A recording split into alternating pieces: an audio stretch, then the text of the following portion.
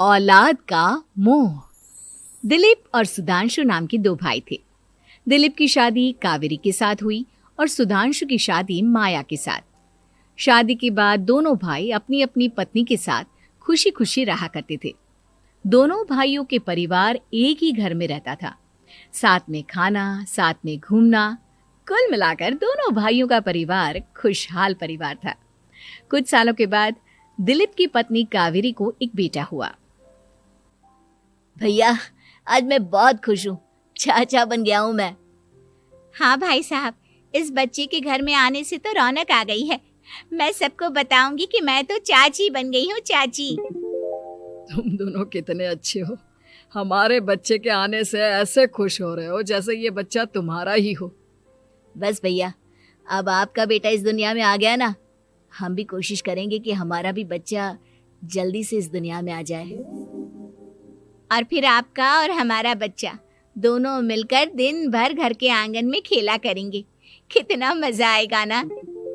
सच कहती हूँ माया, मैं भी उसी दिन का इंतजार कर रही हूँ जब तुम्हारी भी गोद भर जाएगी और मेरे बेटे को एक छोटा भाई या बहन मिल जाएगी। 1 साल बीत जाता है। दिलीप और कावेरी का बेटा अब 1 साल का हो चुका था, लेकिन सुधांशु और माया की कोई औलाद नहीं होती। माया, लगता है कि हमारी जिंदगी में बच्चे का सुख ही नहीं है। ऐसा क्यों कहते हैं? दिलीप भाई साहब का बेटा भी तो हमारा ही बेटा है ना। तुम्हारी बात बिल्कुल ठीक है माया, लेकिन फिर भी हमारा खुद का एक बच्चा होता तो कितना अच्छा होता। हाँ, कावेरी भाभी भी हमेशा कहती हैं उन्हें अपने बेटे के लिए एक छोटा भाई या बहन चाहिए। लेकिन देखिए ना, हमारी तो किस्मत ही कितनी खराब है। हमारे तो सारे ट्रीटमेंट भी फेल हो चुके हैं। डॉक्टर ने भी साफ साफ कह दिया है कि तुम कभी माँ नहीं बन सकती। वही तो सुधांशु, बहुत बुरी किस्मत है हमारी। लेकिन माया, हम अपनी किस्मत को इतना क्यों कोस रहे हैं? हम दिलीप भाई साहब के बेटे को अपने बेटे की तरह ही प्यार कर सकते हैं ना। हाँ जी, बिल्कुल सच कहा। मैं भी वैसा कर सकती हूँ। चाची हूँ, उसे छोटी माँ का प्यार नहीं दूंगी क्या? कुछ दिनों के बाद दिलीप का एक दोस्त दिलीप से मिलने के लिए आता है। अरे क्या बात है दिलीप, बधाई हो बधाई। और घर तो काफी बड़ा है तुम्हारा।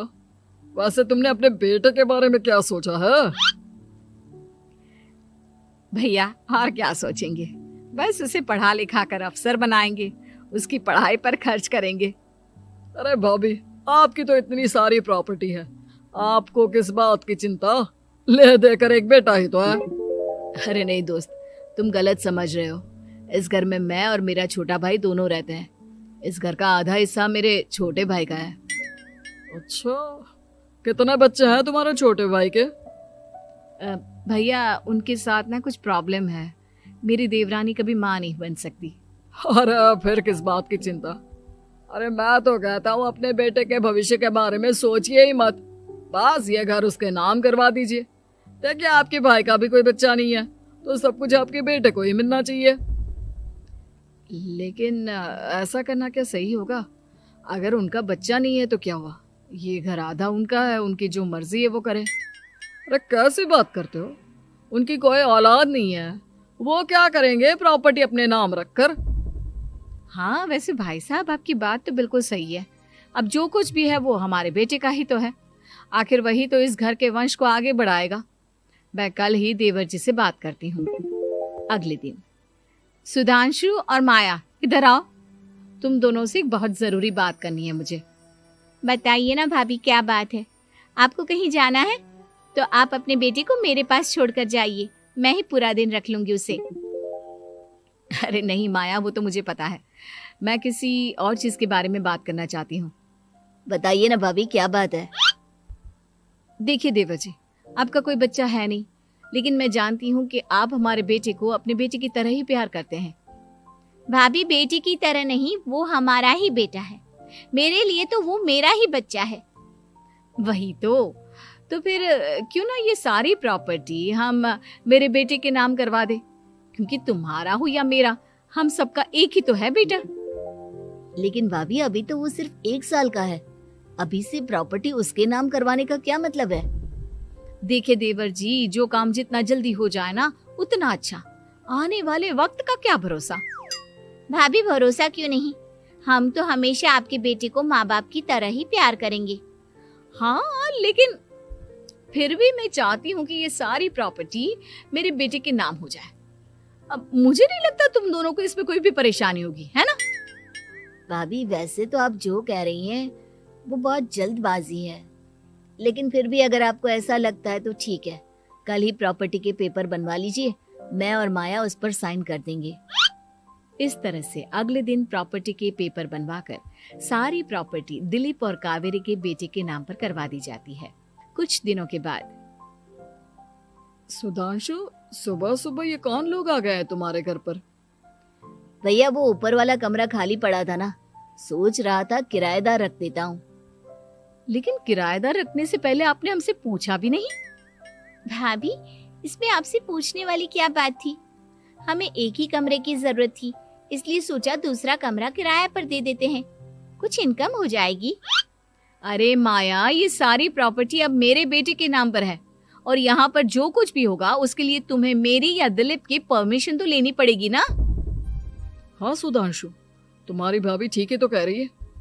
अब देखो, तुमने खुद अपने हाथों से ये प्रॉपर्टी हमारे बेटे के नाम की है, वह अभी बहुत छोटा है, तो इस घर से रिलेटेड सारे फैसले तुम्हें हमसे पूछ कर लेने चाहिए। भाभी हमें तो लगा था कि आप हम लोगों से बहुत प्यार करती हैं, लेकिन आप तो हमारे साथ भेदभाव करने लगी। अरे, इसमें भेदभाव करने वाली क्या बात है? और मैंने कौन सा तुमसे कुछ गलत मांग लिया? अरे ले देकर मेरा बेटा इकलौता इस पूरे वंश का वारिस है, सब कुछ उसके नाम है। तुम्हें इस बात से जलन क्यों हो रही है? भाभी माया को जलन नहीं हो रही, वो तो बस ऐसे ही कह रही थी। सब जानती हूँ मैं, इसकी खुद की तो कोई औलाद पैदा नहीं हुई, बस इसीलिए जब देखो तब मेरे बेटे पर बुरी नजर डालती रहती है। देखो माया, कावेरी तुमसे बड़ी है, वो जैसा कहती है वैसा करो। और वैसे भी इस घर पर अब तुम लोगों का कोई अधिकार नहीं है, वो तो हम लोगों की भलाई समझो जो तुम्हें अभी तक यहाँ रहने दिया है। भैया आप इतने कैसे बदल गए? इस प्रॉपर्टी ने आपके दिल से हमारे लिए प्यार पूरी तरह खत्म कर दिया है क्या? इसी तरह वक्त बीतता जाता है और देखते देखते दिलीप और कावेरी का बेटा प्रणव 25 साल का हो जाता है और उसकी नौकरी लग जाती है। पापा आज मेरा अपॉइंटमेंट लेटर आ गया है, मैंने सिंगापुर में जॉब ज्वाइन कर ली है।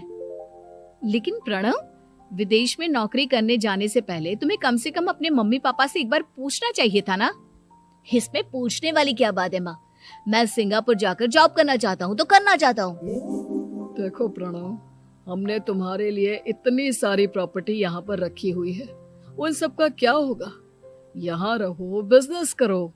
सॉरी पापा, मैं यहाँ रहकर कोई बिजनेस नहीं करने वाला, और ये जितनी भी प्रॉपर्टी आपने मेरे लिए संभाल कर रखी है ना, ऐसे ही किसी को दान में दे दीजिए, क्योंकि मैं सिंगापुर से वापस इंडिया आकर कभी नहीं रहने वाला। दिमाग खराब हो गया है तेरा, जानता नहीं तेरी वजह से हमने तेरे चाचा चाची से लड़ाई करके पूरा घर तेरे नाम करवा दिया था। हाँ तो ऐसा करने से पहले आपको सोचना चाहिए था ना। और मम्मा, मैं तो वैसे भी उस वक्त 1 साल का था, मेरा इस मैटर से कोई लेना देना नहीं है। कैसी बात कर रहा है ये लड़का?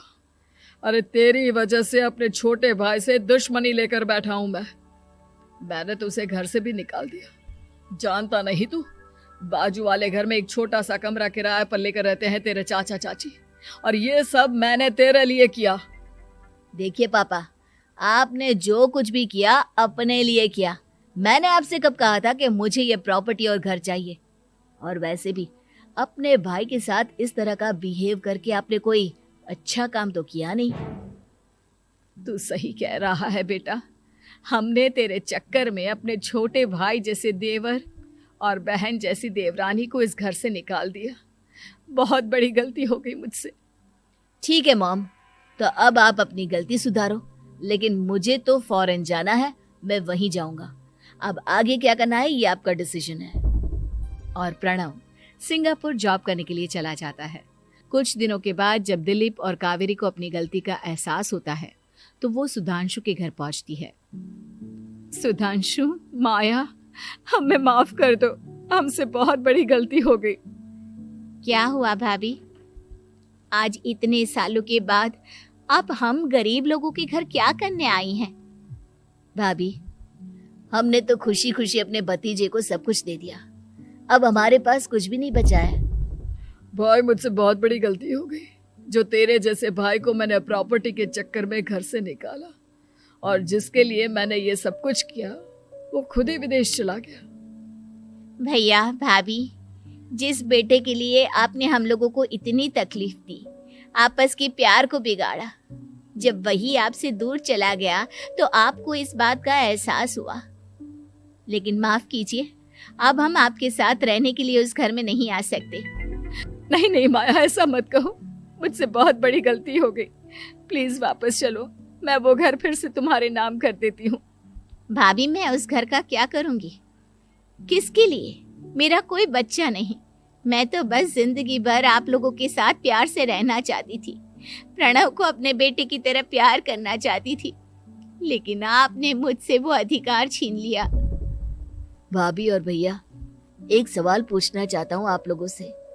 जो बच्चा कुछ ही दिन पहले दुनिया में आया हो, जिस बच्चे के भविष्य का आपको पता ही ना हो, उसके लिए अपने पुराने रिश्तों को तोड़ देना, अपने सगे रिश्तेदारों से दुश्मनी मोल लेना, उनके साथ झगड़ा करना, उनकी बेइज्जती करना, क्या ये सही है? कम से कम हमें सही वक्त का इंतजार तो करना चाहिए ना। सिर्फ प्रॉपर्टी के लिए अपने सगे भाई को घर से निकाल दिया, वो भी अपने 1 साल के बेटे के लिए। क्या ये वाकई में सही था? जवाब दीजिए मेरी बात का।